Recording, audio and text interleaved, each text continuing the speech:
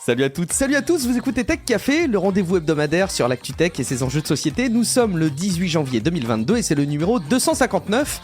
Coup de tonnerre, cet après-midi, Microsoft annonce le rachat de la société Activision Blizzard pour un montant incroyable, 70 milliards de dollars, près de 70 milliards de dollars. On va en parler en tout début d'émission. On va parler aussi de géopolitique, notamment avec les actions de la Russie contre l'Ukraine, mais aussi auprès du groupe de ransomware Revil sur son sol, de Pegasus qui a officié au Salvador. On parlera également de composants informatiques avec du suivi, notamment du rachat de ARM par Nvidia qui est très favorable à ce rachat de son côté, et d'autres sujets autour des jeux vidéo. Je suis Guillaume Vendée et je suis ravi de retrouver celui qui est à l'ActuTech, ce que sont les rachats dans le monde du jeu vidéo pour Microsoft. Auteur du livre Machine de jeu, c'est Guillaume Poggiaspala. Salut Guillaume, comment vas-tu ? Voilà, historique mais avec une tendance à l'obésité quand même. On va faire attention à pas que tu prennes trop de poids, Guillaume, avec nous. On a également l'immense plaisir d'être accompagné par le talent de la jeune génération du podcast aux manettes d'un autre podcast sur la tech, LipTech. C'est Baptiste Freit. Salut Baptiste, merci de te joindre à nous aussi. Salut Guillaume, grand plaisir de venir. Comme je disais la dernière fois dans Relive, quand je viens ici, je mets les pieds sous la table, j'attends et j'interviens, c'est parfait, vraiment. Ah bah écoute, c'est très agréable de savoir que tu es à l'aise, installe-toi confortablement. Et puis en plus, on est en bonne compagnie parce que spécifiquement pour parler avec nous de ce rachat massif, il paraît qu'il produit des ondes gravitationnelles à l'autre bout de l'univers au moment où je vous parle, donc tenez-vous bien. Nous serons accompagnés par une figure de l'actualité autour de Microsoft et engagée dans les jeux vidéo, journaliste chez Frandroid, qui de mieux pour aborder ce sujet avec nous que Cassim Ketfi. Salut Cassim. Salut. Oui, il paraît qu'il y a eu une petite info. Il y a une petite info cet après-midi et on avait un conducteur qui était, alors bon, bien prêt, bien complet, mais il nous a semblé essentiel quand même de parler un petit peu de ce sujet parce que ça ferait peut-être un petit peu réchauffer dans une semaine et voilà, c'était pertinent d'en parler maintenant.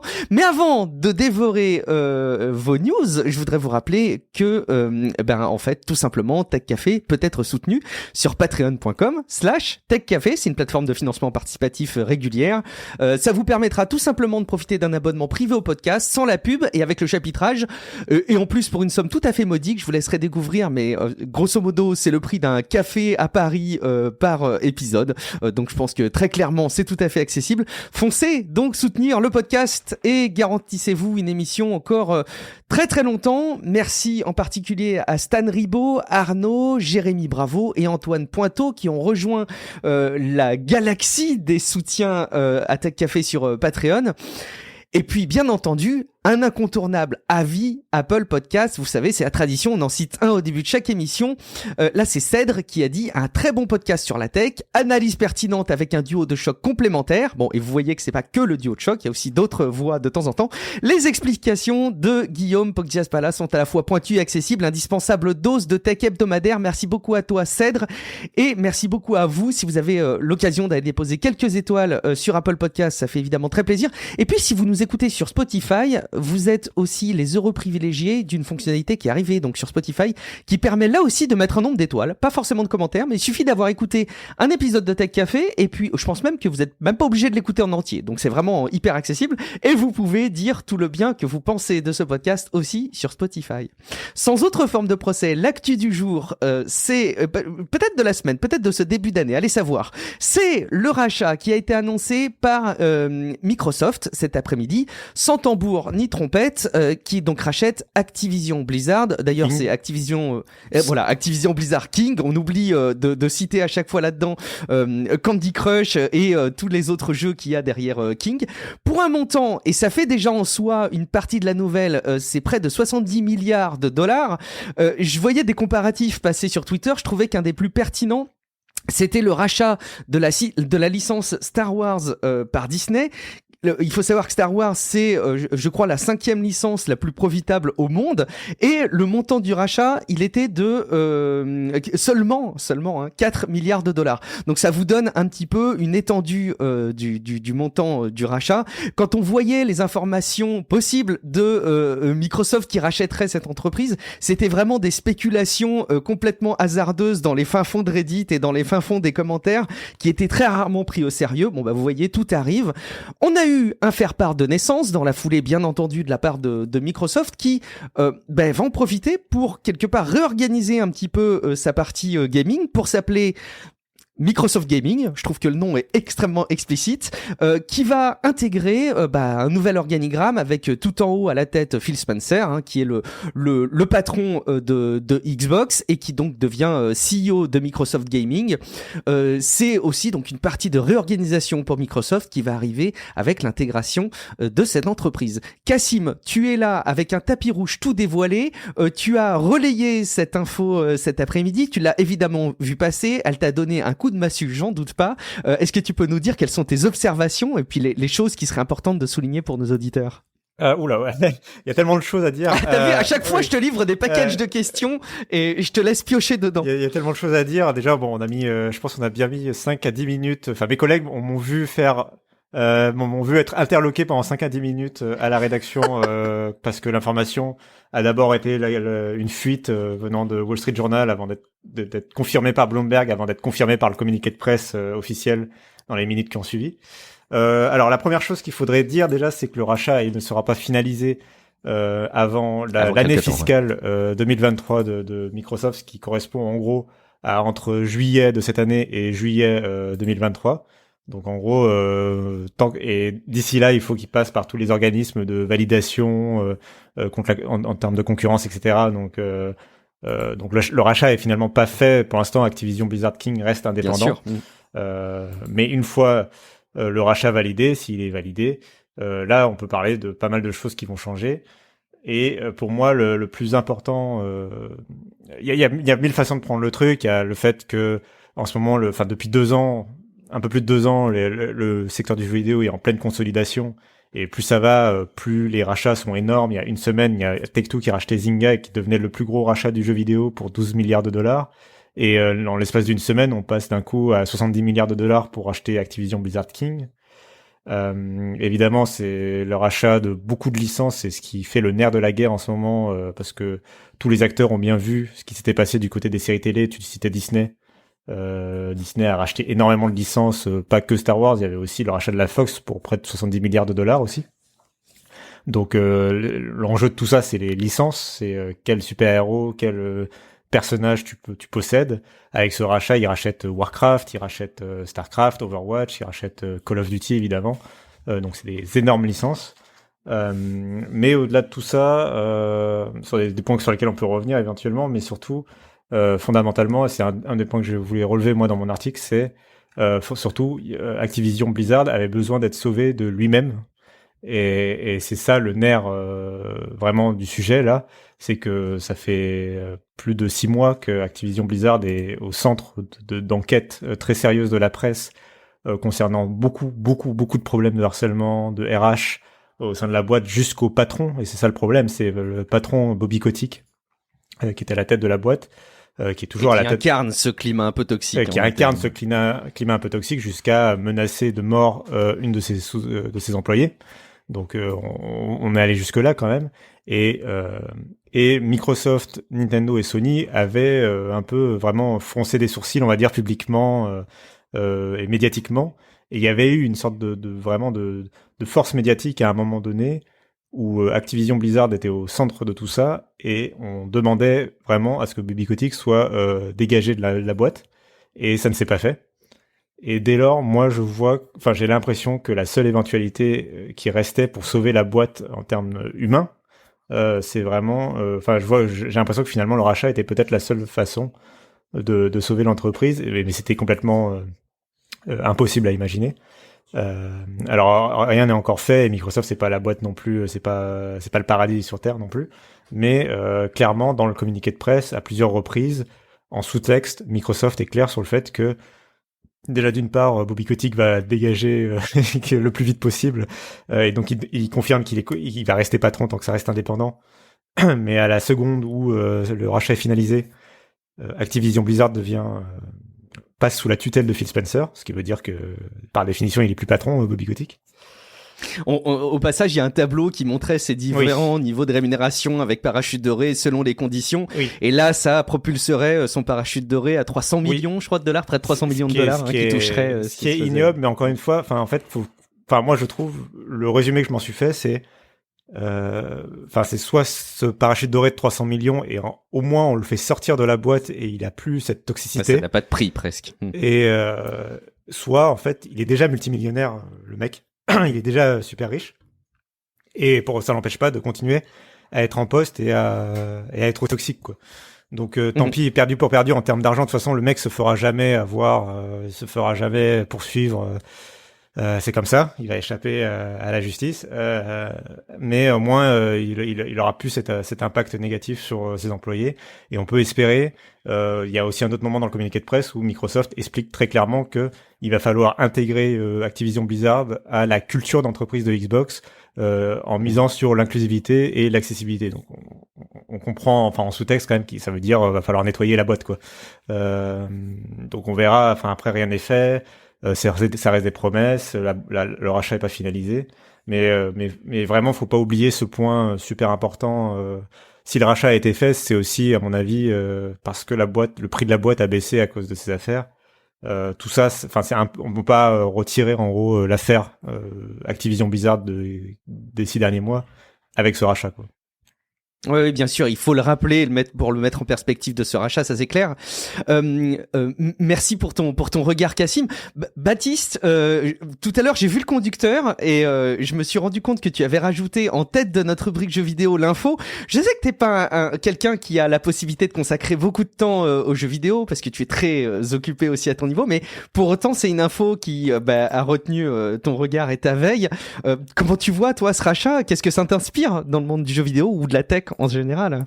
Je pense que ce qui est vraiment très très intéressant avec ce rachat, c'est vraiment que ça confirme la vision que Microsoft ont d'un futur du jeu vidéo qui va ressembler un peu à la Netflix.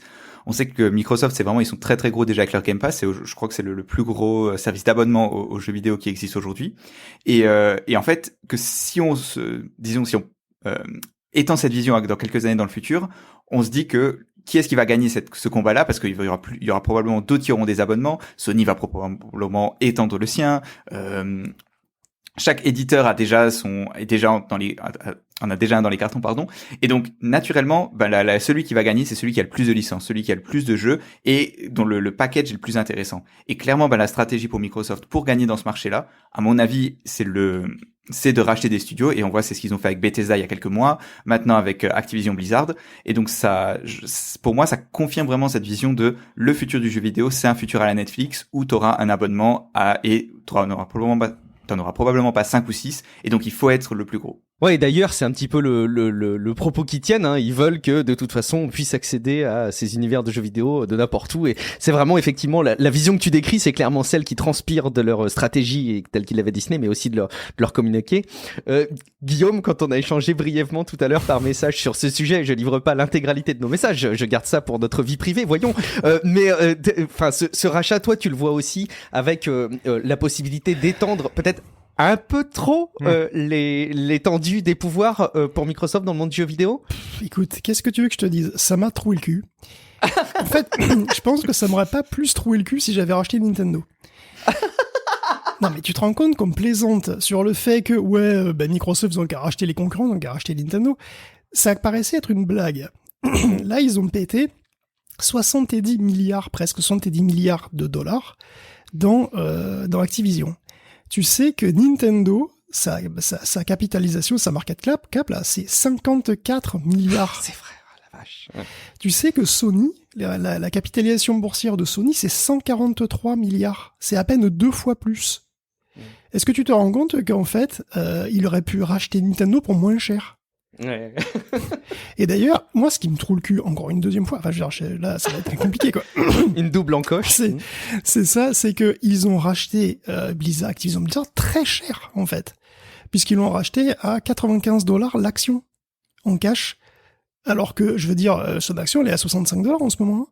Et en plus, elle a beaucoup baissé, puisqu'elle a été beaucoup plus haut, elle a été à $100 en février, puis elle a énormément baissé cet été.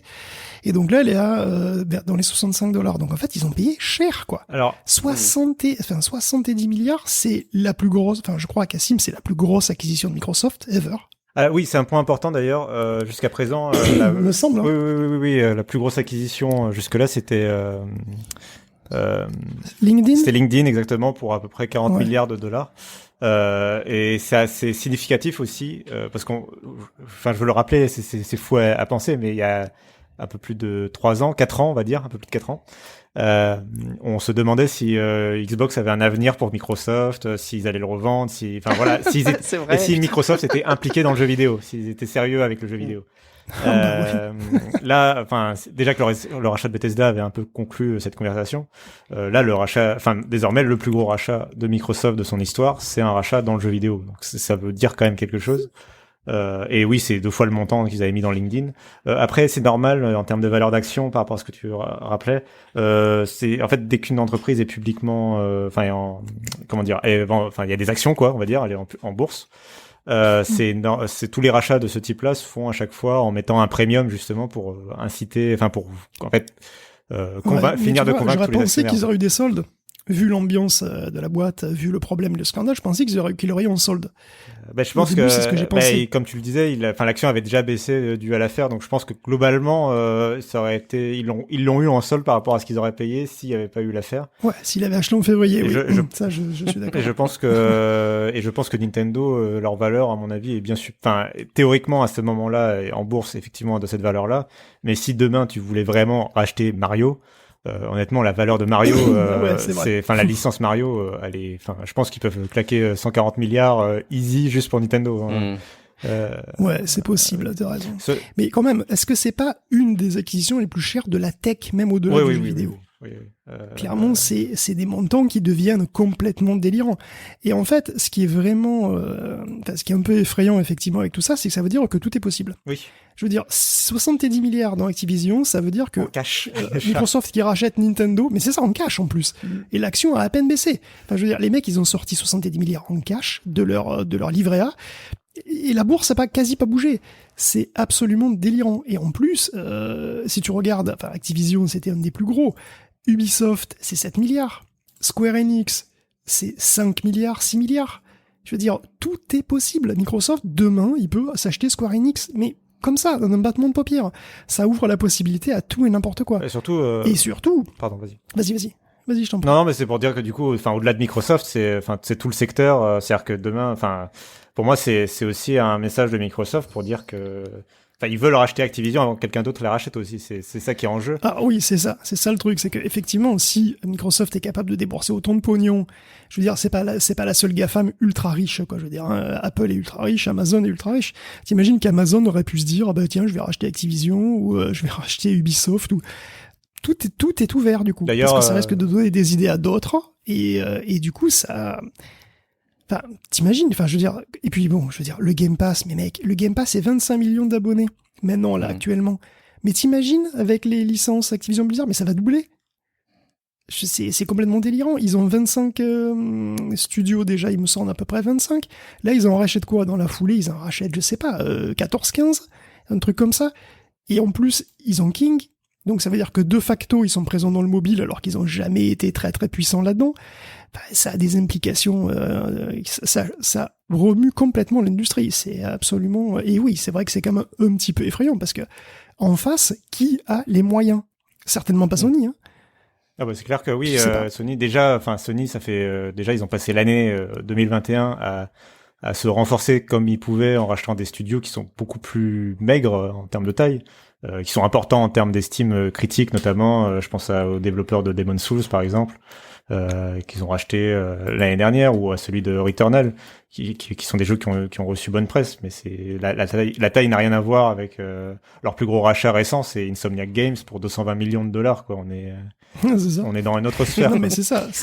Mouah, C'est 220, presque- oh, non, les non, mais autres, putain, C'est ça, c'est presque ridicule, quoi. Et tu te rends compte, mais je veux dire, à quel point, à quel moment on pourra dire, enfin, il faudra dire stop, à quel moment, parce que ce sera dangereux, et à quel moment le Game Pass deviendra dangereux pour l'industrie dans son ensemble. Et c'est en ça fait, qui la est, question. c'est ça qui est intéressant aussi, c'est que Microsoft actuellement, même avec ce rachat-là, et c'est ça qu'ils vont pouvoir jouer auprès des instances et qui va faire qu'à mon avis Il le reste que rachat va être troisième. validé, c'est qu'il reste que troisième du marché en intégrant le rachat d'Activision Blizzard. En termes de chiffre d'affaires, il reste troisième du marché derrière Sony et Tencent.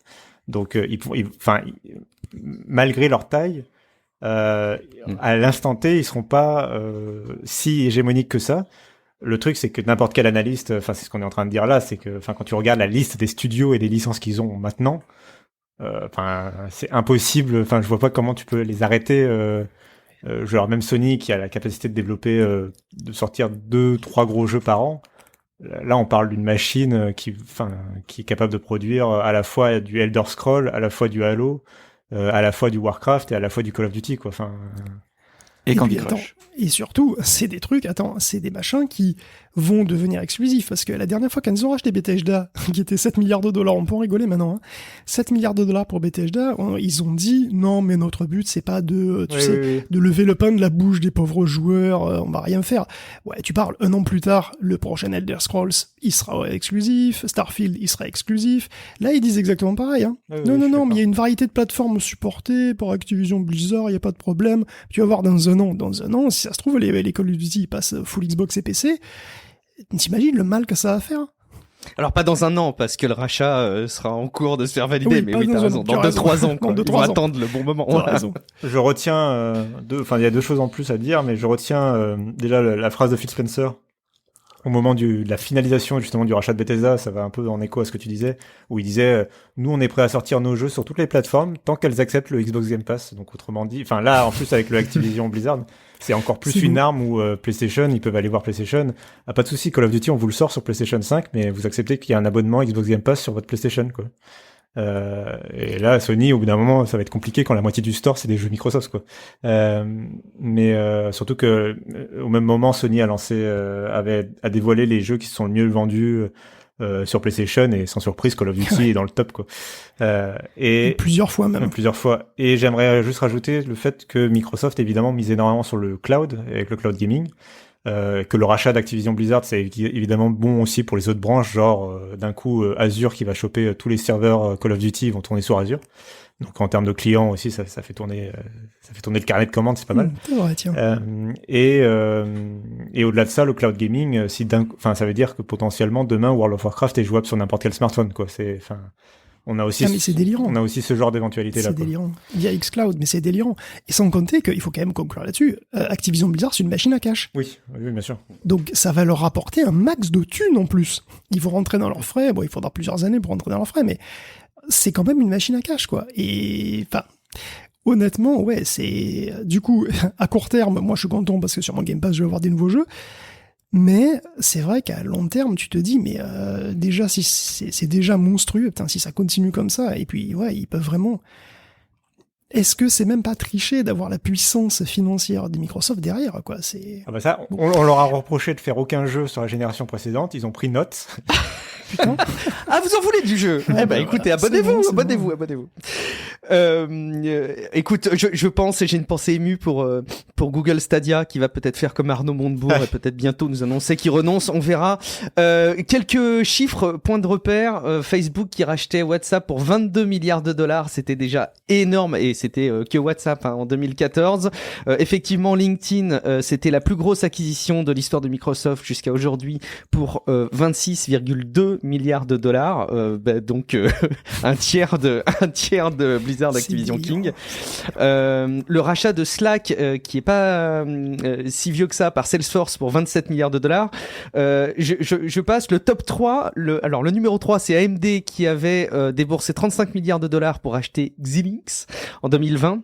Avago qui s'emparait de Broadcom pour 37 milliards de dollars en 2016, et le numéro 1 c'était Dell qui achetait EMC pour 67 milliards de dollars, c'était en 2015, donc effectivement record absolu battu.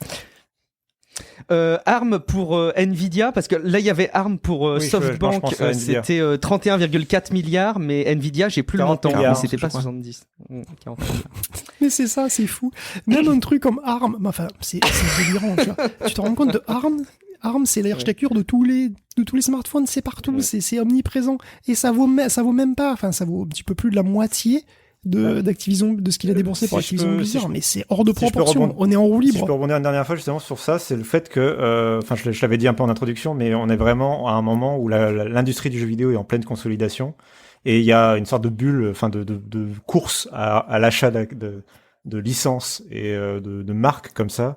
Et il y a aussi un deuxième mot-clé qui vient en jeu, que je déteste, mais bon, il faut le mentionner, c'est le métavers, puisque là, dans le rachat... Ah, il est dans le paragraphe du communiqué, dans le premier paragraphe du communiqué Microsoft. Qui, pour moi, à mon avis, je ne veux pas croire sérieusement que Microsoft... Enfin, que Phil Spencer a vraiment l'idée du métavers quand il rachète ça. Je pense que c'est un mot-clé qui a servi à convaincre les investisseurs d'accepter, de signer le rachat. Je pense pas qu'il soit dans la lubie du truc, quoi. Mais en tout cas, c'est clair que le mot-clé métavers fait vendre en ce moment auprès des investisseurs. Les deux se rejoignent, en fait, la course la course aux licences et la course au métavers. Donc là, en ce moment, ça va être vraiment la course au rachat de boîtes de jeux vidéo. D'ailleurs, l'action de Ubisoft, de EA et d'autres ont bien grimpé aujourd'hui à la suite du rachat de l'annonce du rachat. Parce que c'est aussi le moment de parier sur qui sera le prochain, quoi. Ça me fait bien marrer cette histoire des métavers quand même, parce que le métavers tel qu'il était annoncé, c'était un truc décentralisé avec une blockchain au milieu, tu mettais des données dans la blockchain, c'est interopérable. Alors que là, ce qui est en train de se faire, c'est qu'en gros, t'as juste des éditeurs qui deviennent tellement immenses qu'ils peuvent faire des métavers à eux tout seuls. Tu sais, c'est le mec, tu prends ton perso d'Overwatch et tu vas jouer dans StarCraft dedans, quoi. C'est bon. C'est un gros morceau qu'on se devait de relayer. On sent que dans les studios de développement de jeux vidéo maintenant, c'est travaille bien, sinon tu te feras racheter par Microsoft. Ou au contraire, si tu travailles bien, tu te feras racheter par Microsoft. C'est selon les points de vue. Est-ce qu'il y a une dernière remarque avant qu'on... Alors déjà, Cassim, merci beaucoup de t'être joint à nous. Est-ce que tu as une dernière remarque, un dernier mot que tu voudrais imprimer pour nous au sujet de ce rachat avant qu'on te libère? Rappeler encore une fois qu'il y a vraiment c'est l'avenir des employés qui m'intéresse par rapport à tout ça, et apparemment la réception, enfin l'annonce du rachat, il y a des employés qui étaient plutôt justement enthousiastes et optimistes à l'idée que du coup ça va changer enfin la culture de l'entreprise qui était un peu condamnée là, et de l'autre côté des employés qui sont plus inquiets, notamment parce qu'il y avait des procédures en cours de création pour la première fois aux États-Unis et dans le jeu vidéo d'un syndicat fort pour protéger les employés. Et tout ça, c'est un peu remis en cause par le rachat. Donc, j'espère que, in fine, la situation s'améliorera. C'était une des rares portes de sortie possibles pour les équipes chez Blizzard, Activision, King. Et en l'occurrence, c'est arrivé. Alors que ça aurait été probablement assez impensable il y a de ça quelques semaines encore qu'ils puissent se faire racheter. Merci beaucoup, Cassim. On te retrouve sur Frandroid pour notamment des articles sur ce sujet-là, comme celui que tu as publié cet après-midi, ou sur ton compte Twitter, Note Cassim. Merci beaucoup. À très bientôt, Cassim. Au revoir. À bientôt. Ciao. Merci beaucoup. Ciao. Ciao. On va... C'est vrai que c'est assez dingue. Je me rendais pas compte que c'était la plus grosse acquisition tech tout court, en fait. Bon, s'il y avait un truc à retenir de l'épisode, c'était ça. Mais quand même, on va passer à une autre brique qui se veut être axée un petit peu géopolitique, parce qu'on a des mouvements. Alors, vous le voyez assez souvent si vous suivez les sites d'actu, qu'il y a des mouvements, notamment de la part de la Russie, qui sont assez inquiétants vis-à-vis de mouvements qu'ils pourraient avoir. Et il y a... finalement plein d'actu qui tournent autour de la Russie et de géopolitique. Premier élément dans ce domaine-là, Guillaume, que tu as identifié et qu'on va pouvoir partager, c'est l'action de la Russie sur son propre sol du groupe de ransomware Reveal, bon, tu le prononceras mieux que moi, qui a été démantelé. Et c'est assez dingue parce que c'était un sujet qui était fortement poussé par les États-Unis, et on aurait pu penser que la Russie aurait fait la sourde oreille simplement pour ne pas aller dans le sens des États-Unis, Guillaume. Ouais, moi je dirais Reveal.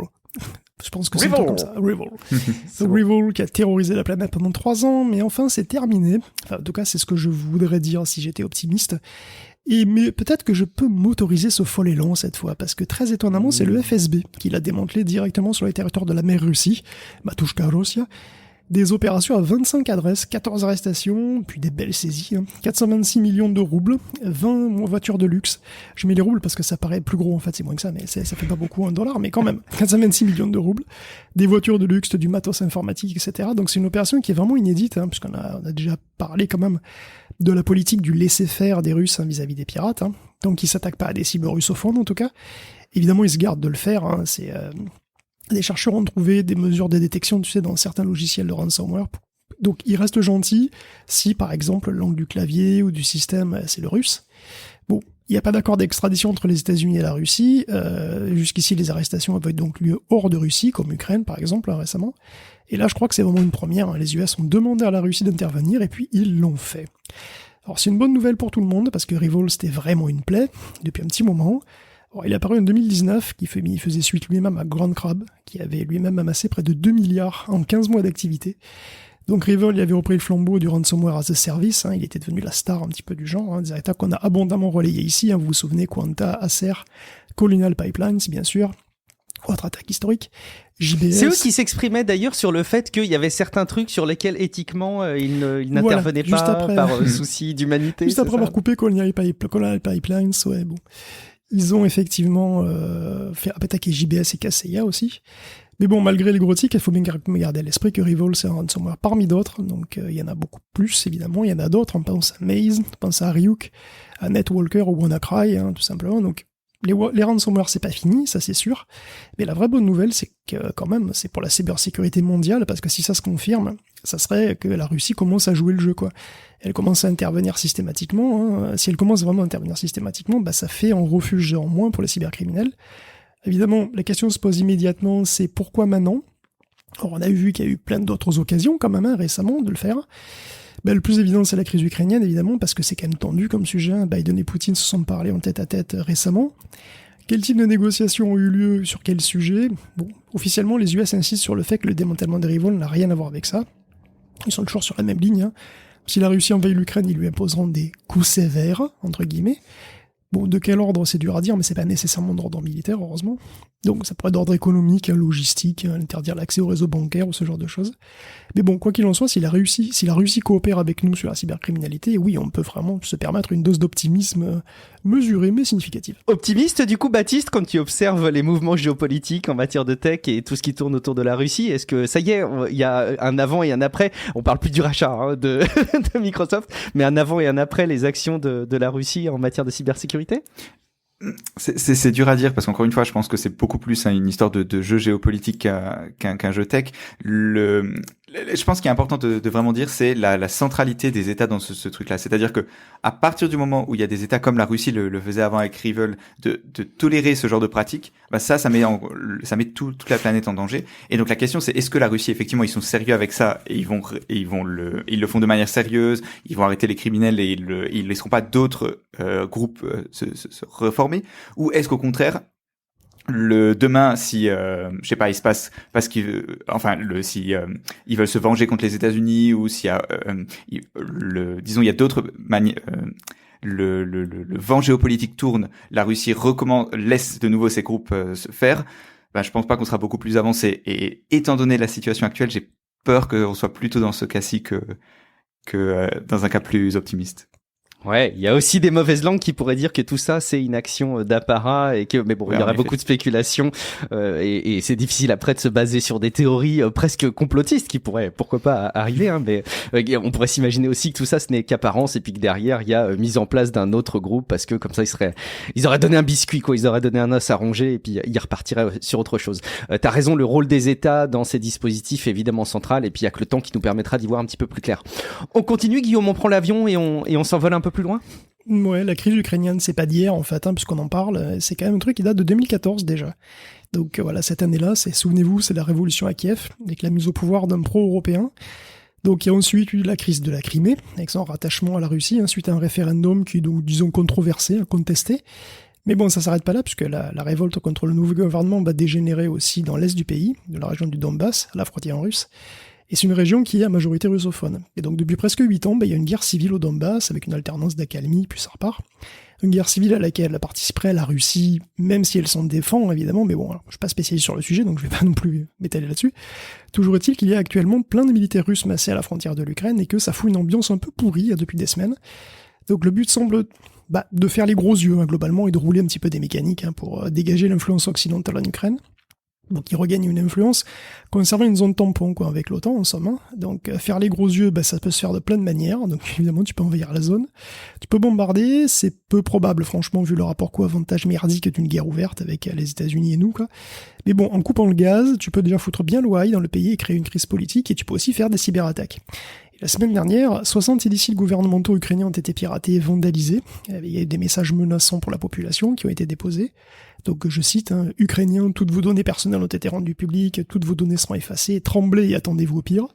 Bon, en fait, le pire est pas arrivé, puisque voilà, ça semble être de l'intimidation pure. Mais bon, pour brouiller encore plus les cartes et leurs dessous, n'est-ce pas, les hackers ont laissé un message en ukrainien, en russe et en polonais, qui faisait directement référence à la Volhynie et à l'UPA. C'est l'armée insurrectionnelle ukrainienne qui s'est battue pendant et après la guerre contre les Allemands, les Polonais et les Russes. Or, cette UPA, elle avait aussi la réputation d'être antisémite et violemment anti-polonaise, à tel point qu'elle aurait perpétré des massacres de juifs polonais en Volhynie pendant la guerre. Donc il serait possible que les hackers soient polonais. Cela dit, il se peut tout aussi bien qu'ils soient russes et que tout ça, ce soit juste pour mettre le bordel entre la Pologne et l'Ukraine, comme un miroir du conflit en Volhynie d'ailleurs, qui a été encouragé par les nazis qui occupaient la zone à l'époque. Mais bon, c'est pas fini, le 13, les services de sécurité de Microsoft ont identifié une autre vague de malware qui cible l'Ukraine. Donc il se fait passer pour un ransomware en fait, mais c'est pas le cas, il ne fait que détruire. Il n'y a aucun espoir de récupérer les données, donc c'est un malware qui ne rapporte rien à personne, ce qui fait qu'il est une pure cyberagression. Donc de qui et pourquoi, pour le moment, il n'a pas été possible de le lier en groupe connu. Donc je reprends à mon compte les propos de Joseph Borrell, vice-président de la Commission européenne, au sommet interministériel de la défense à Brest, qui a dit « On n'accuse personne, on n'a pas de preuves, mais bon, on peut imaginer. » Ouais, effectivement. Baptiste, surtout tu réagis quand tu veux et si tu veux à chacun de ces thèmes qu'on aborde en géopolitique et en tech sur ces sujets-là. On enchaîne en attendant, en se dirigeant vers le Salvador. Pourquoi le Salvador ? Parce que il semblerait que Pegasus ait été très très très activement utilisé. Vous le savez, Pegasus, c'est ce malware de NSO Group, qui est une entreprise israélienne dont on a déjà parlé, qui a été cité dans plusieurs affaires d'espionnage d'ailleurs de journalistes, mais pas que, et de politique aussi, évidemment extrêmement décrié. Et donc on reparle de ça au Salvador, Guillaume. Ben ouais, parce qu'il y a des journalistes et activistes salvadoriens qui ont été ciblés par Pegasus, et quand je dis ciblés, il faut comprendre arrosés à la lance incendie à peu près, puisque certaines cibles auraient été infectées plus de 40 fois. Donc ça s'est passé entre juillet 2020 et novembre 2021. Ça a touché des journaux comme El Faro, Gato Encerrado, La Prensa Gráfica, des indépendants, des ONG, comme Fundación DTJ ou Cristosal. Oui, je sais, bon. C'est un accent de ouf, c'est bon ça. Portugais, c'est pas très. Mais bon, en tout cas, très curieusement, toutes ces cibles avaient en commun d'être des structures, d'être en tout cas dans des structures révélant des infos sensibles sur le président Bukele, qui est, n'oublions pas, le dictateur le plus cool du monde, un titre qu'il s'est lui-même donné sur Twitter. Donc si vous voulez avoir une idée du niveau de coolitude et de dictatorialitude de Bukele, je vous laisse lire le long article de Citizen Lab, comme vous trouverez dans les notes de l'émission. Mais bon, on peut résumer ça en disant que Bukele est incontestablement un changement cosmétique important par rapport aux autres hommes forts de la région, mais que la pression sur les médias et les opposants semble que peu atténuée finalement. Donc saluons ici l'action d'Apple, qui a directement prévenu 23 victimes qu'ils avaient été infectés.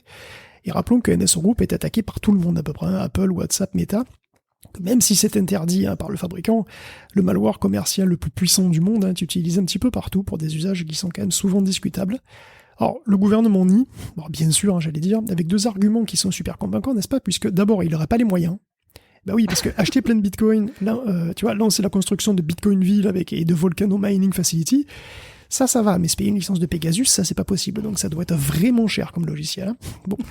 Deuxième argument foireux, le ministre de la Justice salvadorien a été infecté aussi, parce que Bukele, c'est impensable qu'il espionne ses propres ministres, bien sûr. Alors que la justice, c'est justement ce que Bukele cherche le plus à contrôler. Donc Citizen Labs est clair, donc ils ont pu identifier un client dont l'activité est quasi exclusivement liée au Salvador, et en tout, 500 personnes étaient espionnées par Pegasus au Salvador. Mais alors par qui ? Écoute, on peut imaginer. C'est un coup du sort, mais à chaque fois qu'on échange, j'ai l'impression ces derniers temps, Baptiste, ensemble pour un podcast, on se retrouve à parler de Pegasus. Il me semble que c'était le cas sur un épisode il y a de ça quelques mois, si je dis pas de bêtises. Ton observation, c'est de dire que Pegasus, on va le voir apparaître de plus en plus souvent maintenant dans l'actualité, ou quand même ça va commencer à se voir à force ? C'est dur de prédire parce que maintenant Apple a quand même mis, je pense, c'est quand même des failles qui ont été rebouchées, donc c'est dur de savoir s'il va encore y avoir beaucoup de cas. Je pense que ce qui est intéressant dans ce que Guillaume disait, c'est que le logiciel a été utilisé contre les conditions d'utilisation, ce qui montre encore une fois qu'une faille elle est dans la nature, une fois qu'un protocole est violé, ou une fois qu'on a un hack, une fois qu'il est dans la nature, c'est impossible de mettre des conditions d'utilisation dessus, de dire il peut que être utilisé par les autorités, il y a que les gens bien qui vont l'utiliser. Enfin ça c'est une illusion, et je pense que c'est important de le redire aussi. Oui, il y a beaucoup d'hypocrisie de la part des NSO Group de mettre en place des conditions aussi farfelues et c'est bien de les afficher parce que après tout c'est rassurant pour qui s'intéresse un peu au sujet, mais quand tu creuses derrière c'est absolument pas tenable effectivement. On va parler un petit peu de crypto-monnaie parce que ça ne mine plus, ça remine, Guillaume. Ouais, petit entrefilet crypto, hein, puisqu'on parle du Salvador. Un entrefilet, c'est joli comme nom, ça donne faim un petit peu, hein, ça sonne comme une pièce de viande un petit peu. Hein. Ça paraît mignon en plus. Un comme truc ça, entre le filet et l'entrecôte. Ouais, ça s'appelle le faux filet en fait. Mais bon. Bon, refermons cette parenthèse. Tu t'y connais en bouche. Parenthèse vegan pour prendre des nouvelles des cryptos, hein, puisqu'on parle de Bukele. Donc le début de l'année a pas démarré très fort pour le Bitcoin d'ailleurs. Une révolte violente au Kazakhstan a abouti à une coupure d'internet et à l'effacement de 18% du hash rate du Bitcoin qui revient peu à peu. Mais bon, la peur de nouvelles instabilités pousse les mineurs à regarder où l'herbe pourra bien être plus verte, hein, et c'est pas au Kosovo qui a tout simplement pas assez de courant pour sa population et qui donc interdit purement et simplement le minage. Et donc ça sème la panique parmi les pros. Bon. Au-delà des tribulations du Bitcoin, plus intéressant je trouve ou plus inquiétant, c'est l'extension de la crypto-monnaie Signal au monde entier. Alors, concrètement, Signal implémente désormais le rêve de Facebook avec Libra Diem. Donc c'est une monnaie internationale qui s'échange directement et simplement via une appli de chat. C'est le mobile coin, donc vous pouvez déjà l'utiliser avec Signal. En l'activant, vous allez acheter le token dans les quelques bourses qu'il propose. Et donc le coup d'éclat final de Moxie Marlin Spike, qui s'était beaucoup impliqué dans le projet et qui d'ailleurs quitte la direction de Signal, qui va laisser temporairement à Brian Acton, c'est c'est l'extension au monde entier, voilà, ça y est, de ce token, le mobile coin. Alors, pour les considérations écologiques, je précise que mobile coin est basé sur la blockchain Stellar, qui n'est pas Proof of Work. Donc elle utilise un algorithme de consensus qui est le Federated Byzantine Agreement, qui n'est donc pas non plus un proof of stake, c'est le concept qui est utilisé dans Ripple, en fait, Stellar il en est très proche. Mais bon, bref, Stellar n'utilise que très très peu d'énergie par transaction, c'est infime par rapport à Bitcoin, donc... Un bon point. C'est pas ce qui est inquiétant avec Mobilecoin, c'est pas ça, en fait. En fait, le problème vient du fait que Mobilecoin, c'est un croisement entre Ripple et Monero. Donc, dans le sens où c'est une monnaie où les transactions ne sont pas traçables. Donc, Signal veut totalement transposer le principe d'anonymat de la messagerie sur les transactions monétaires. Donc, Mobilecoin, il est anonyme et intraçable. Alors que Bitcoin, lui, en comparaison, il est pseudonymique. Et tout est ouvert, tout est traçable. Donc, ça rend la monnaie à la fois plus pure, si on donne à l'anonymat le maximum d'importance, mais ça la rend aussi beaucoup plus sujette aux critiques. Alors c'est parce que c'est pas un hasard si Monero est une monnaie très prisée des cybercriminels, Mobilecoin pourrait devenir leur chouchou aussi, finalement très rapidement, et c'est pas pour caricaturer quoi que ce soit. Je veux dire, les gouvernements de plein de pays essayent chaque année de casser les chiffrements de bout en bout. Chaque année, c'est systématique. Ça repart en Angleterre, là, au Royaume-Uni, j'ai vu qu'il y a des dispositifs légaux Exactement. qui visent encore une fois... Et ça reviendra. Et là, non seulement Moxie rajoute une crypto à Signal, alors que déjà elles n'ont pas une très bonne réputation, mais en plus il rajoute une crypto qui est totalement opaque, à dessein. Signal, est-ce qu'elle tendrait pas le bâton pour se faire battre ? Tu vois, les banques sont contraintes à des règles de transparence, il y a des raisons à ça. Est-ce que Signal sera utilisé pour de la cybercriminalité, pour passer des fonds entre gangs ? Bien sûr que oui. Ce sera pas uniquement le cas, évidemment. Il faut pas, je suis pas en train d'essayer de caricaturer le mobile coin, mais évidemment, ça sera aussi le cas. Et ça va donner un angle d'attaque pour tous les gouvernements du monde entier contre Signal lui-même, contre le chiffrement dans son ensemble. L'inquiétude, finalement, c'est que Mobilecoin devienne une sorte de talon d'Achille de Signal et des signals de toutes les autres messageries. Donc c'est un petit peu cette inquiétude-là qui moi me préoccupe. Baptiste, est-ce qu'il y a un enjeu autour des échanges comme ça d'argent, de monnaie dans les applications ? Je pense peut-être plus largement aux applications mobiles, mais on parle évidemment de ce qu'il peut y avoir dans les réseaux sociaux. Combien de fois on a échangé sur ce type de sujet pour Facebook, pour Twitter, etc. Est-ce qu'il y a un enjeu comme ça pour démocratiser, repenser, révolutionner l'échange de monnaie dans le monde à travers ces applications-là ? Et est-ce que tu penses que la proposition de Signal elle est pertinente, ou est-ce que tu partages un peu les inquiétudes de Guillaume ? Oui, enfin qu'il y ait un sujet sur la révolution dans les paiements, dans qu'est-ce qui vient après ce qu'on a aujourd'hui, c'est-à-dire la carte de crédit et des systèmes qui sont quand même assez fermés, centralisés sur des grosses banques, souvent chères. Clairement, il y a quelque chose. L'une des possibilités qui existe, qui est vraiment, enfin, dont on parle pas beaucoup dans les podcasts tech, et c'est peut-être dommage, c'est c'est des systèmes de paiement qui sont émis par les banques centrales. Par exemple, au Brésil, il y a un système de paiement qui existe depuis un an et que la moitié du pays utilise. Enfin, c'est assez fou. La Banque centrale américaine pense aussi à des technologies comme ça, la Banque centrale européenne aussi, où au lieu d'utiliser... Chinoise aussi, non ? Pardon, je dis des bêtises. La Chine aussi. C'est le yuan, ouais. Exact. et où le but c'est de remplacer finalement les intermédiaires de paiement classiques par la banque centrale. Et de la même façon, mais effectivement, mais ce serait pas anonyme comme celles de Signal. Et Bien donc la sûr. question c'est est-ce que c'est désirable d'avoir une monnaie, d'avoir du cash numérique, parce que c'est vraiment ça la promesse de Bitcoin, et encore plus cette technologie comme le mobile coin ou Monero qui voulait anonymiser ça. Mais est-ce que c'est désirable? Et je pense que c'est une question un peu comme l'encryption de bout en bout finalement. Est-ce que c'est vraiment désirable de ne pas réussir à rentrer dans le téléphone des criminels s'ils font quelque chose? Et enfin, j'ai vraiment du mal à me positionner là-dessus parce que d'un côté, j'ai envie de dire oui, enfin, il faudrait qu'on arrive à échanger de la valeur sans que le gouvernement puisse le voir ou que ce soit anonyme. Mais d'un autre côté, le risque lié à ça, il est assez grand pour la société. Moi, en fait, je me pose toujours la question, et puis bon, je développe pas plus ce genre de sujet parce que ceux qui connaissent l'étendue de mes activités comprendront pourquoi je peux pas aller à 100% sur ces terrains-là. Mais ce qui m'interpelle toujours, c'est de me demander est-ce qu'il y a un vrai problème aujourd'hui, un vrai écueil autre qu'un problème de vision, de concept, que d'avoir des échanges de monnaie qui soient très, très centralisés. Oui, l'abus de tarif, ça peut clairement être un argument. Au-delà de ça, est-ce qu'il y a des enjeux forts? Et je me rappelle que j'ai pas une position complètement arrêtée sur le sujet parce qu'on a déjà débattu dans d'autres épisodes du rôle du cash, du rôle de cet argent qui justement par définition est anonyme et donc permet des transactions en toute confidentialité. C'est presque, j'allais dire, parfois le même enjeu que le cash, ces sujets-là. Ça permet l'anonymat et les échanges de transactions sans intermédiaire, sans autorité qui puisse rentrer en friction avec l'achat, avec le paiement que je fais. Et en même temps, il y a quand même aussi des services qui sont amenés par ça et un certain nombre de protections en société. Donc le débat est pas si facile finalement. Je pense qu'il y a vraiment de ce que tu dis, Guillaume, il y a deux choses et je pense que il serait bien de pas les mélanger. C'est-à-dire que d'un côté, il y a centralisé versus décentralisé. Tu as la monnaie de la banque centrale ou le Bitcoin, par exemple. Tu vois, c'est deux choses qui sont l'une est centralisée, l'autre est décentralisée, mais aucune des deux n'est anonyme. Et finalement, la différence entre les deux, les avantages ou les inconvénients, c'est quelque chose de finalement très technique. Tu vois, c'est quel est le protocole le plus efficace, quel est celui qui a les meilleures garanties, lequel est celui qui a la plus grande fiabilité, etc. Et de l'autre côté, tu as la question de est-ce qu'on devrait reproduire cette fonctionnalité du cash qui est d'être complètement anonyme et intraçable. Et ça, c'est vraiment autant la première, c'est une question technique et c'est pas forcément intéressant pour la société, autant l'autre, c'est une question qui fondamentalement, je pense, c'est une question de liberté et de l'individu qui, à mon avis, est intéressante et à laquelle on n'a pas répondu. Sachant que le cash n'est pas totalement ni intraçable ni non régulé. Enfin, je veux dire, tu peux pas. C'est vrai aussi. Tu peux pas retirer 2 millions d'euros en cash à ta banque et tous les billets sont numérotés. Donc, il y a quand même. Effectivement, le débat est pas si simple. On va pas se lancer dans un épisode qui est déjà bien complet sur ces enjeux-là, qui nécessiterait qu'on en parle plus, mais on aura l'occasion d'en reparler. Et si le sujet vous intéresse, évidemment, abonnez-vous à Tech Café si c'est pas déjà le cas.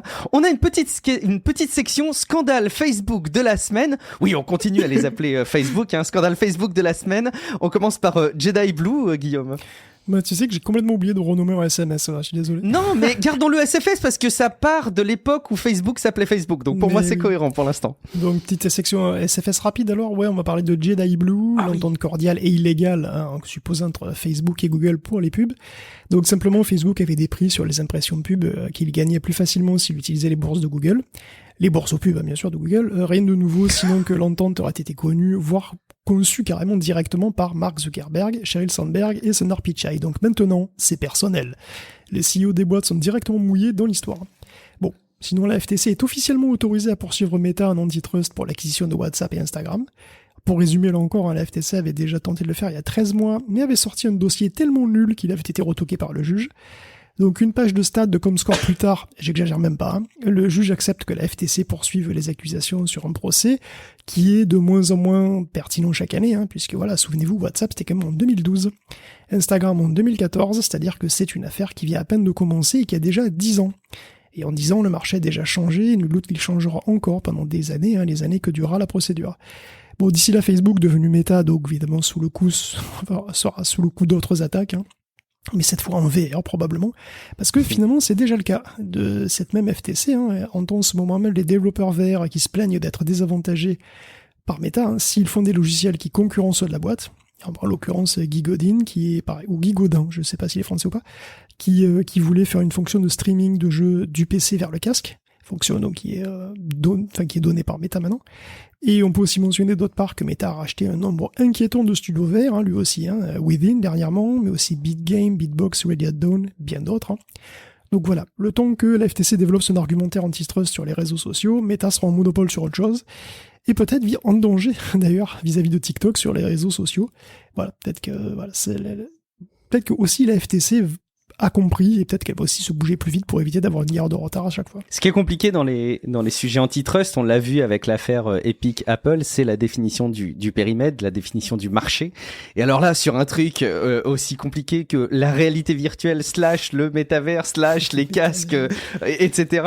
J'ose même pas imaginer. Je pense que les mecs, ils ont des dossiers qui constituent, puis ils disent ouais, range ça au placard pour dans quelques années quand je serai remplacé, quelqu'un s'en occupera.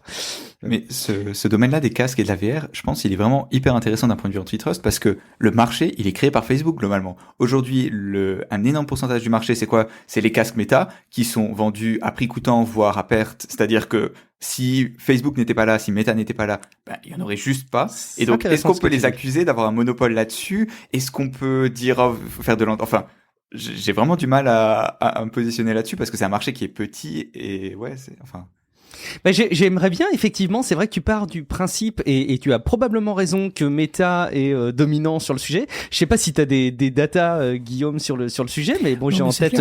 C'est clair. Oui, d'accord. Oculus, les casques Oculus, c'était les casques les plus vendus, et puis les casques Quest se vendent relativement bien. Ils sont effectivement vendus à perte, puisqu'évidemment Meta peut le faire.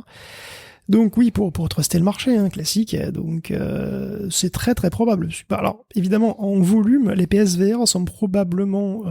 parce qu'il y a du volume de PSVR, effectivement. Mais bon, c'est comme ils sont pas autonomes, c'est un peu, tu vois, je sais pas si on peut vraiment les comparer, quoi. Donc un sujet qui se constitue pour les Tech Café dans quelques saisons, on aura des procès antitrust sur les activités de réalité virtuelle, qu'on aura vu naître comme ça sous nos yeux. On fait un petit détour du côté de l'activité à l'aune des actions coercitives des États-Unis vis-à-vis de la Chine, Guillaume. On a quelques petits enseignements maintenant sur ce qui se passe. Ben oui, mais qu'est-ce que serait une section internationale sans des nouvelles de la Chine, La Chine, c'est le nouvel ennemi de la guerre froide moderne, et qui est bien embêté par les sanctions américaines et la mise à l'index du monde des semi-conducteurs, n'est-ce pas? Bon, en fait, oui, mais pas tant que ça. Et puis ça pourrait ne pas trop durer. Parce que si on regarde l'ensemble du volume de vente des appareils électroniques de marque chinoise, on est passé de 13 milliards en 2015 à 40 en 2020, avec une croissance de 30% par an. La croissance des boîtes électroniques chinoises, c'est monstrueux, c'est 2 chiffres, c'est la norme. HiSilicon, par exemple, croît de 22% à 7 milliards et demi de chiffre d'affaires, SMIC de 36%, ZTE de 118%. Alibaba, Baidu se portent à merveille, ils conçoivent de plus en plus de puces maison, eux aussi.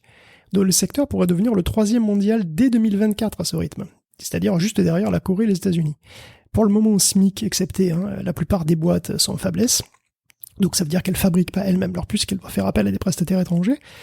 Et donc vous pourriez dire, ça y est, c'est ça, voilà la faille. Eh bien oui, pour le moment, mais la Chine veut construire pas moins de 28 usines dans tout le pays, pour 26 milliards de dollars d'investissement. Alors ça va pas les mettre au niveau de TSMC pour le haut de gamme, c'est vrai, mais ça va rapidement les rendre indépendants sur des process matures. Ça va pas les process matures, c'est-à-dire ces process qui sont, pas top niveau, pas haut de gamme, mais qui sont très très utilisés dans une foule de produits. En fait, en volume, c'est même les plus utilisés.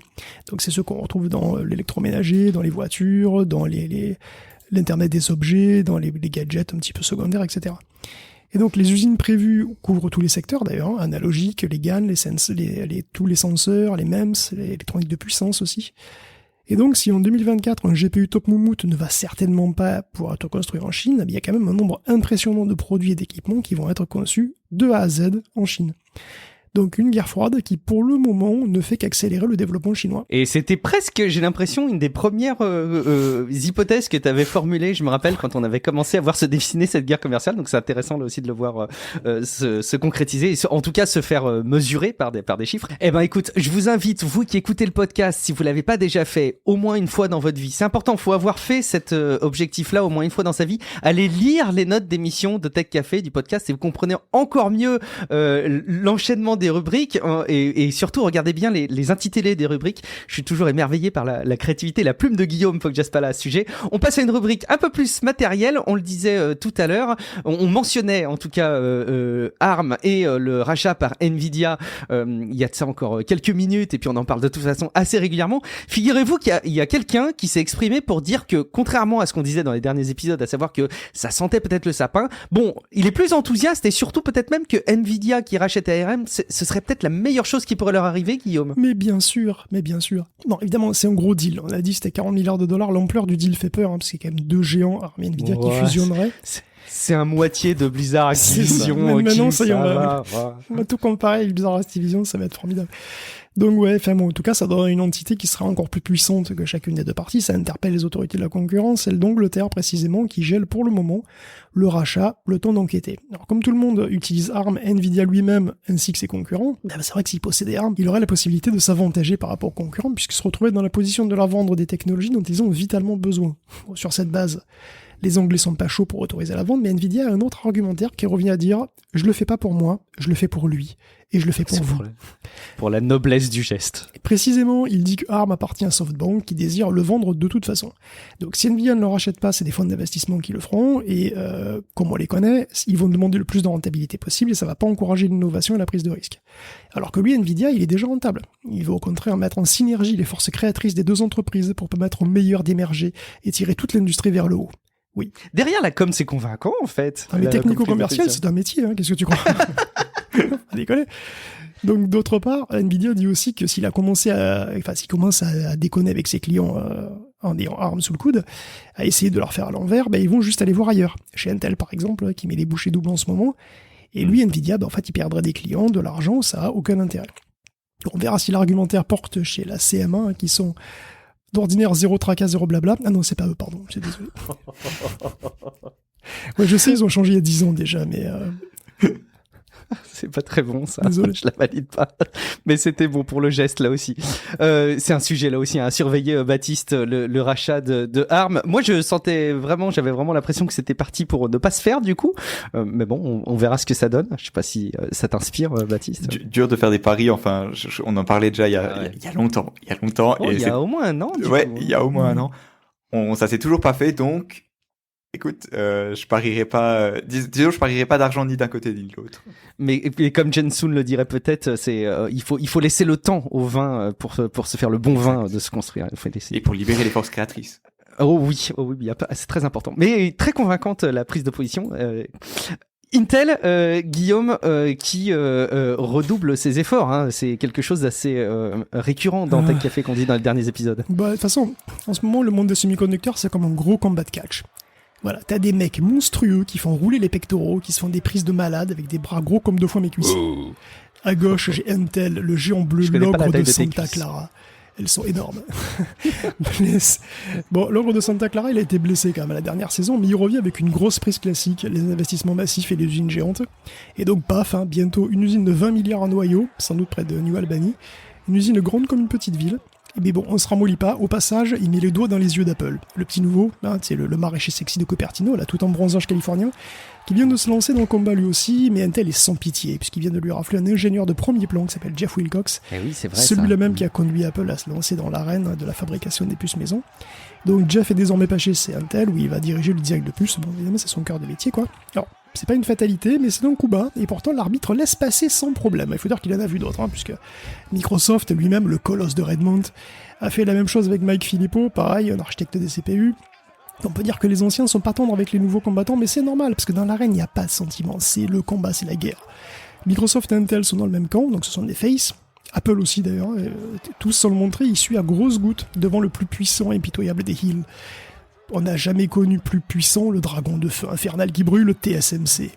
Parce que les experts prédisent que la demande en PC portable va stagner cette année, voire légèrement baisser par rapport au très très haut qu'on a en 2021.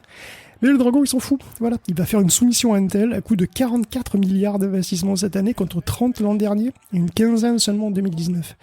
Il est hors de contrôle lui aussi. Je ne sais pas ce qu'ils ont tous, TMC sous anabolisant. Donc il veut non seulement soumettre Intel, mais aussi le géant de Séoul, le Samsung, dit le renard à 9 queues. Pourtant, le renard ménage pas sa peine, hein, puisqu'il est investi comme un malade lui aussi, mais est-ce que ça suffira? Quand le Dragon TSMC a vu son bénéfice augmenter de 16% au dernier trimestre, TSMC veut mettre un plafond de verre au-dessus de ses concurrents. Voilà. Quoi qu'il en coûte, si j'ose dire. Donc le suspense est intenable, donc retrouvez-nous la semaine prochaine pour le prochain match de la Ligue des semi-conducteurs des catégories poids super lourds. Et la question que je me posais, Guillaume, c'était le rôle d'une personne comme Jeff Wilcox. En fait, j'ai toujours du mal à me rendre compte de ce que représentent les savoir-faire d'une personne dans une entreprise pour un tel sujet. En fait, de manière très caricaturale, dans mon esprit, un responsable du design, tu vois, un communicant, etc., on peut comprendre immédiatement. Enfin, moi, je le perçois en tout cas, sa patte, son orientation, etc. J'ai du mal à identifier le rôle que peut jouer un Jeff Wilcox dans de la conception de puces, et il y a probablement beaucoup de naïveté et de méconnaissance de ma part. Il va devenir CTO, donc ça veut dire qu'il va diriger l'architecture globale des puces et les stratégies de développement des puces aussi. Il a probablement, il connaît très très bien les puces Intel, les puces Apple, il sait très bien qu'est-ce qui marche, donc je pense que c'est une bonne recrue, ouais. Oui, toujours un sujet que tu suis aussi, je sais, hein, Baptiste, au moins en trame de fond, je sais que c'est un sujet que tu suis régulièrement.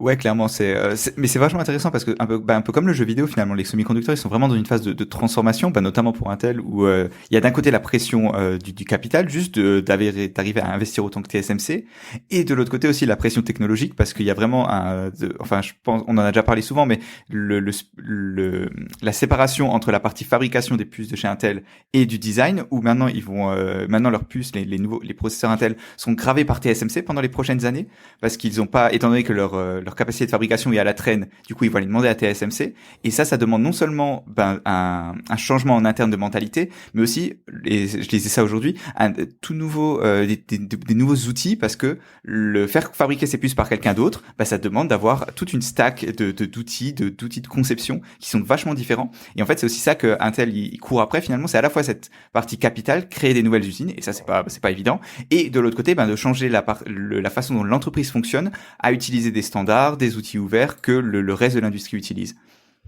C'est vrai que c'est intéressant de se rendre compte que c'est pas quand tu fais ce genre de move, t'es pas simplement dans le sous-traitement, ouais. Appeler un sous-traitant à faire le boulot, une partie du boulot à ta place, mais ça demande aussi à ce que tu t'adaptes pour gérer ça. C'est intéressant effectivement. Comme Microsoft, enfin si je peux juste terminer là-dessus, c'est ce que disait l'analyste, Ben Thompson, il est assez connu, et il expliquait un peu, c'est comme Microsoft quand ils sont passés de la philosophie de Windows First, tu sais, avant que Satya Nadella arrive, où c'était tous nos produits, on les développe pour Microsoft et pour Windows, et notre avantage c'est qu'on a tout la plateforme, où et alors que ensuite ils sont pivotés sur le cloud, où le but c'était uniquement d'utiliser des outils Microsoft sur n'importe quelle plateforme, et c'est un peu la même chose finalement qu'Intel doit faire maintenant. Et on a vu qu'ils le font aussi évidemment pour le jeu vidéo du coup. Et justement, on va aussi vous parler un petit peu de jeux vidéo pour conclure cet épisode. Guillaume, ça va être la fête des acronymes. Je crois que tu avais un défi de tes proches qui t'ont demandé de placer le plus d'acronymes possible pour les traitements de rendu graphique pour les jeux vidéo. Et on va faire un petit cours du côté notamment on va faire des échos au DLSS, hein. Ouais, Nvidia a lancé une nouvelle version de ses pilotes qui amène avant tout un tas de nouveaux acronymes, hein, c'est super.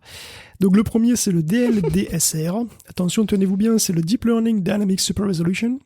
Ah, dit comme ça paraît simple. Ok. Alors le Dynamic Super Resolution, c'est un truc connu en fait, hein, ça permet de suréchantillonner un jeu pour le rendre plus beau et plus fin. Mais qui dit suréchantillonnage dit donc augmenter la résolution de l'image, et ça, Nvidia, il le fait méga bien avec ses réseaux de neurones super malins qu'il met dans son DLSS, justement pour Deep Learning Super Sampling. Alors pourquoi pas faire pareil avec le suréchantillonnage des jeux, au lieu de que les jeux soient effectivement rendus, disons, à 2 fois la résolution, puis remis à la résolution native de l'écran pour des rendus plus nets.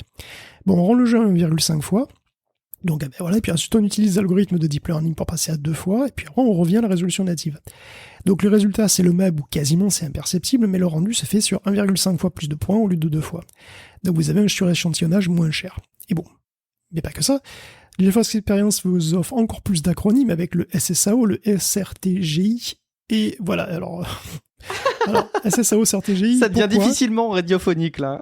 Parce que tout se place dans l'espace écran, donc comprendre les pixels de l'image avec leur profondeur. Donc l'avantage, c'est que ça peut s'appliquer en toute fin de rendu, et donc s'intégrer facilement à des jeux des jeux qui sont pas prévus pour. Alors c'est pour ça que tout ça commence par SS, parce que c'est Screen Space. Donc le premier, donc, c'est le SSR-TGI, c'est Screen Space Ray Traced Global Illumination, et c'est un filtre qui rajoute des éclairages indirects en ray tracing, mais en utilisant uniquement les infos qui sont en screen space, c'est-à-dire un espace en 3D, certes, mais qui est avec des informations très partielles. Donc c'est beaucoup plus rapide, c'est aussi beaucoup moins précis, mais ça a le mérite d'exister, quoi. Et puis dans le même goût, vous avez le SSAO pour Screen Space Ambient Occlusion, qui à l'inverse rajoute des ombres là où les objets se touchent, là où il y a un effet d'occlusion, quoi.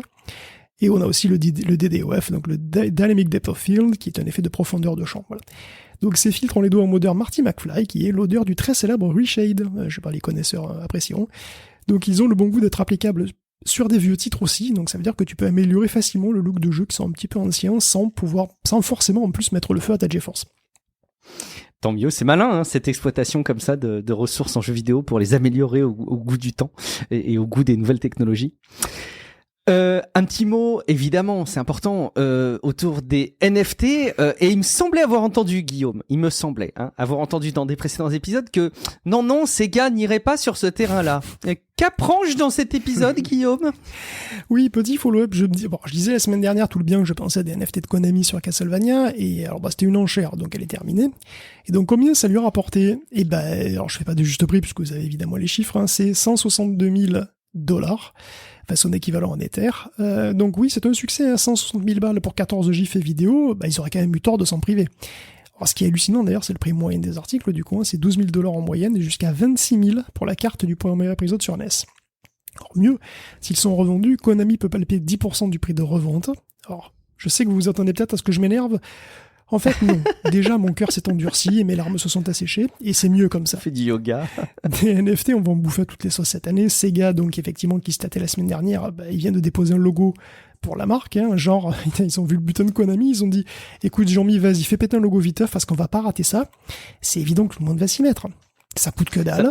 Hein, il doit falloir 48 heures, voire moins, pour pondre ce qu'a fait Konami. Hein.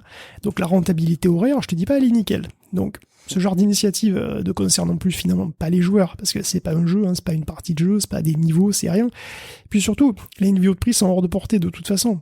C'est-à-dire, ce sont pas des joueurs qui ont acheté les JPEG Castlevania. Quels joueurs peuvent et veulent de toute façon mettre 12 000 balles dans un JPEG? Franchement, personne. Ou virtuellement personne. Ceux qui ont acheté ces trucs et les ont payés en Ether, parce qu'ils ont déjà des Ethers, ou de la crypto en général. Qui d'autre que des nouveaux millionnaires en crypto peuvent larguer ce genre de somme sur ce genre de trucs? D'ailleurs, les NFT pour les joueurs, donc ceux de Ubisoft par exemple, où il faut jouer au jeu pour pouvoir les acheter, eux ils se vendent pas. Donc ces NFT finalement c'est qu'une option de diversification pour ceux qui ont des cryptos, hein, mais au passage Konami a capté un petit bout de cette richesse virtuelle. Peut-être qu'il a capté, qu'il a réalisé en revendant les Ethers immédiatement, je suppose qu'il l'a fait, c'est pas, ça j'en sais rien. Donc voilà, en fait finalement, je m'en foutrais un peu si le seul problème c'était pas si c'était sur Ethereum, quoi. Donc si c'est sur Ethereum, cette plaisanterie ça consomme des gigawatts, donc ça gonfle toujours autant, mais bon, tout le monde s'en fout, alors bon. Peut-être Baptiste, je sais pas si tu as un regard sur les NFT, parce qu'on est toujours très critique, très sceptique. Après, le problème c'est qu'on relaie aussi toujours que des conneries. C'est-à-dire alors oui, c'est vrai. C'est pas l'actu des NFT au sens large qu'on prétend porter. Il y a assez peu d'actu NFT que je vois passer que je trouve intéressantes, quoi. La plupart du temps, ce qui ressort le plus, c'est des conneries comme ce jeu, comme a fait Konami, quoi. C'est vraiment dommage. Ou le scandale de Troy Baker, qui est aussi très dommage en fait, parce que bon, finalement, on passe peut-être à côté de quelque chose. Enfin bon, je vais en parler après.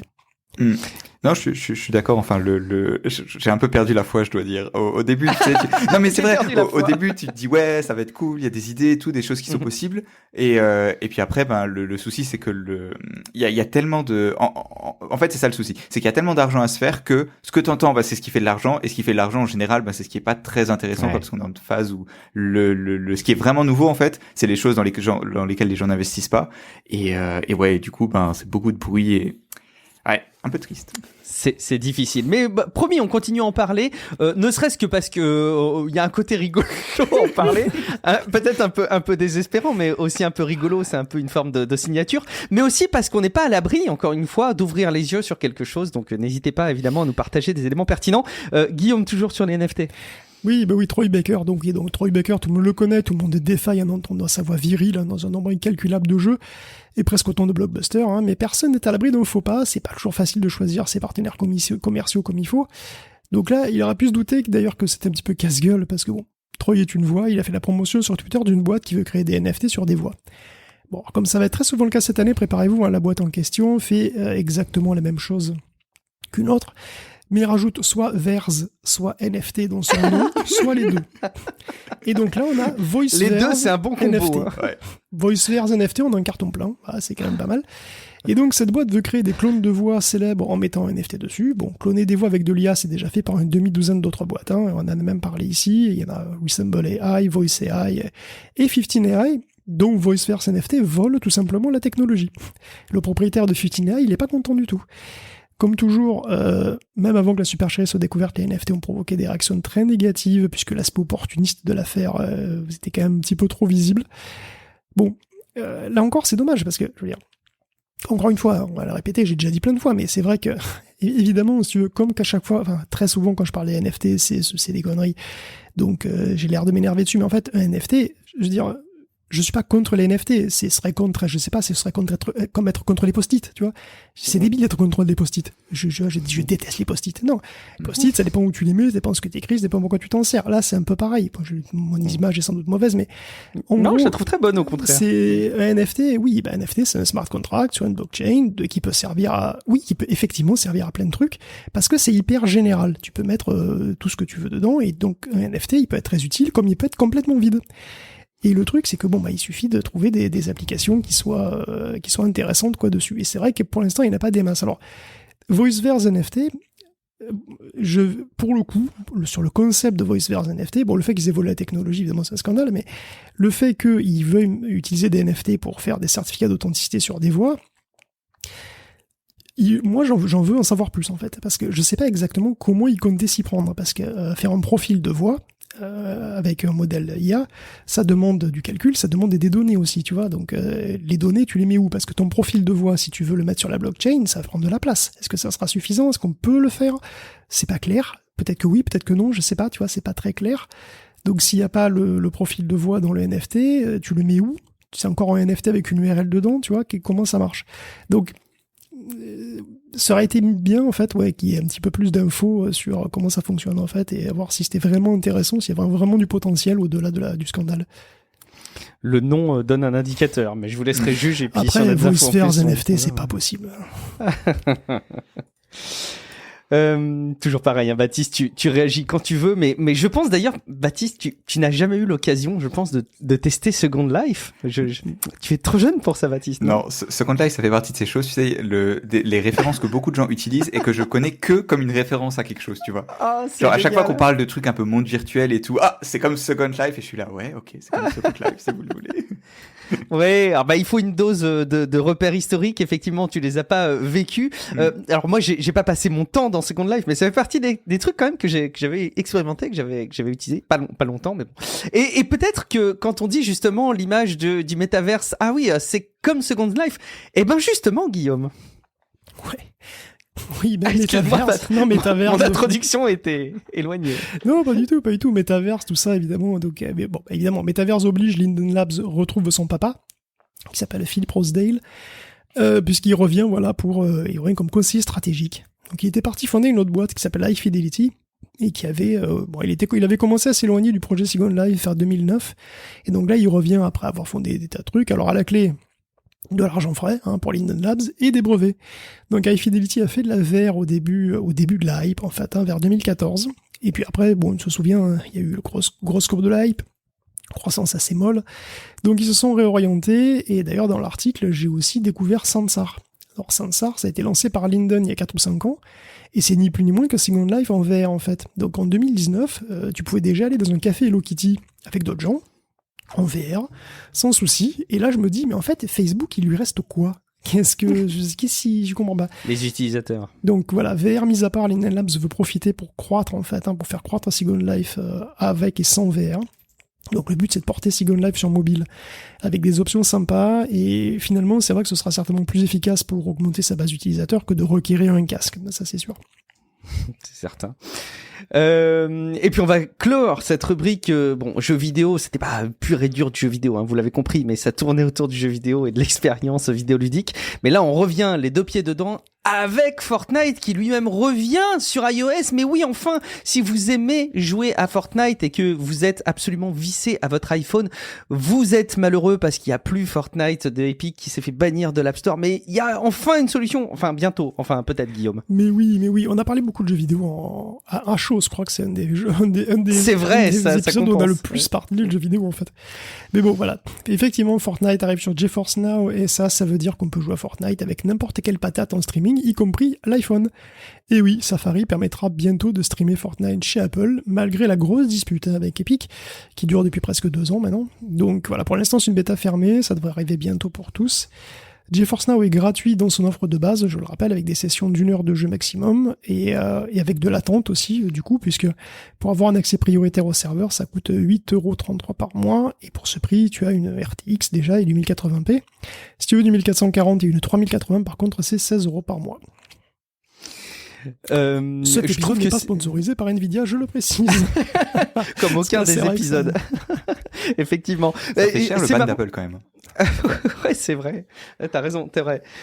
Je trouve que d'ailleurs cette info du retour de Fortnite par voie de service de streaming sur l'iPhone alors qu'il s'est fait bannir, mis à l'aune du premier sujet qu'on a traité dans cet épisode, c'est-à-dire comment Microsoft investit lourdement et très très lourdement pour garantir l'accès à son service de jeux vidéo, est assez intéressant, à croire que la boucle est bouclée. Baptiste, je sais pas si t'as un mot de la fin, que ce soit sur les jeux vidéo, sur cet épisode, avant qu'on fasse le tour un peu du courrier des lecteurs et des incontournables de ces fins d'épisode. Non, je crois pas. En tout cas, je pense que cet aspect jeu vidéo, il est très intéressant. Et puis, ça va être cool de voir. Enfin, moi, je suis très excité de voir comment est-ce que ça va évoluer, quoi. Qu'est-ce que dans 5 ans ce sera. Et franchement, moi, je suis impatient de voir ce qui va se passer.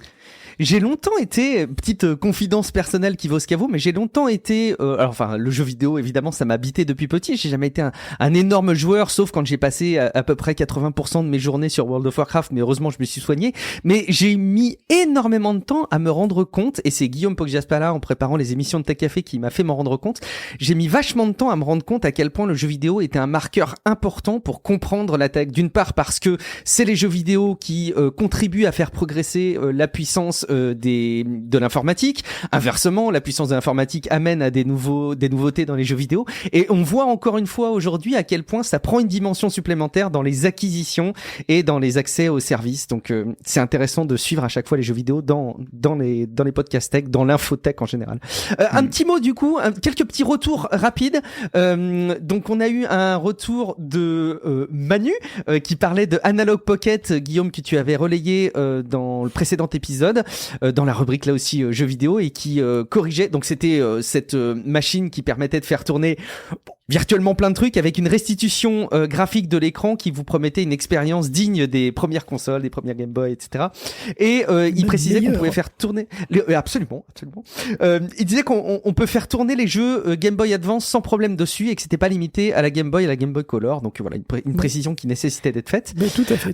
Je pensais l'avoir faite, mais si je ne l'ai pas faite, je suis impardonnable. Donc merci, c'est agréable d'avoir des auditeurs qui sont très, bah, alors, j'allais dire pointilleux, mais en fait, c'est plutôt très attentif. C'est très, très bien. Et c'est d'autant très plus cool. précieux si vous-même, quand vous écoutez, vous avez des remarques, ne vous restreignez pas et dites-le nous, c'est important.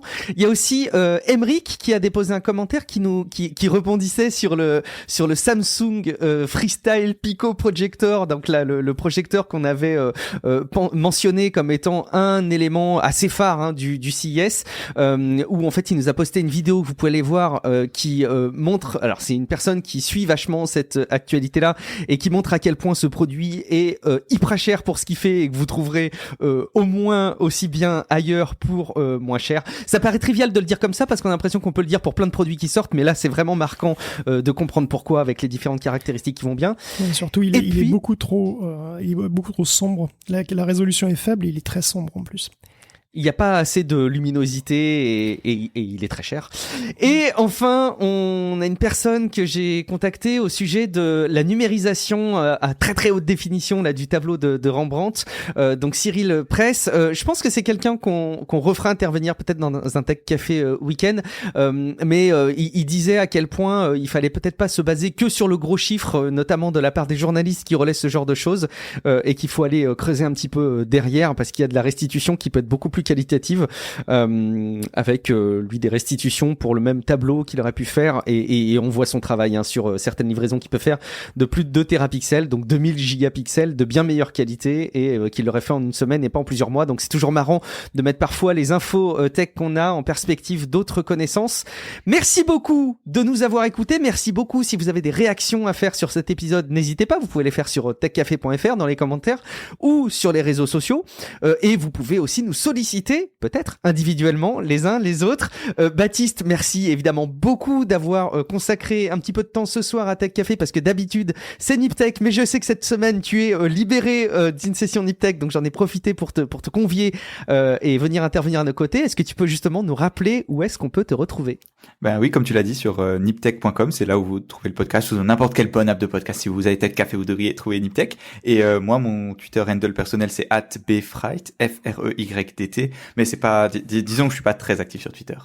Mais abonnez-vous, parce que un jour Baptiste va se rendre compte qu'il faut qu'il prenne la parole à titre individuel pour faire rayonner sa marque personnelle. Et là, vous ferez partie des gens qui verront apparaître les tweets pertinents de Baptiste, tout aussi pertinents que ses interventions des podcasts. Merci beaucoup. Guillaume, est-ce qu'on peut te retrouver, peut-être, là, je te pose la question, en 2022, est-ce qu'on peut te retrouver quelque part sur Internet? Écoute, moi je pense que je vais aller chez Microsoft et savoir s'ils veulent pas racheter Tech Café pour... mais franchement, c'est une idée, ça. Franchement, je pense que, allez, le milliard, ça suffit. Oui, on n'ira pas jusqu'à solliciter les 70 milliards. De toute façon, ils ont plus d'argent. Ils ont les poches vides. On le sait maintenant. Ou pas, on verra. Merci beaucoup, Guillaume, pour la préparation de cette émission. Je suis Guillaume Vendée. Vous me retrouvez sur guillaumevendée.fr. On vous donne rendez-vous dans quelques jours pour un prochain épisode de Tech Café. Et peut-être même, si vous aimez la domotique, restez à l'affût, là. Dans quelques jours, vous allez avoir une belle interview pour Tech Café Domotique. À très bientôt dans un prochain épisode. Ciao à toutes et à tous. Ciao à tous.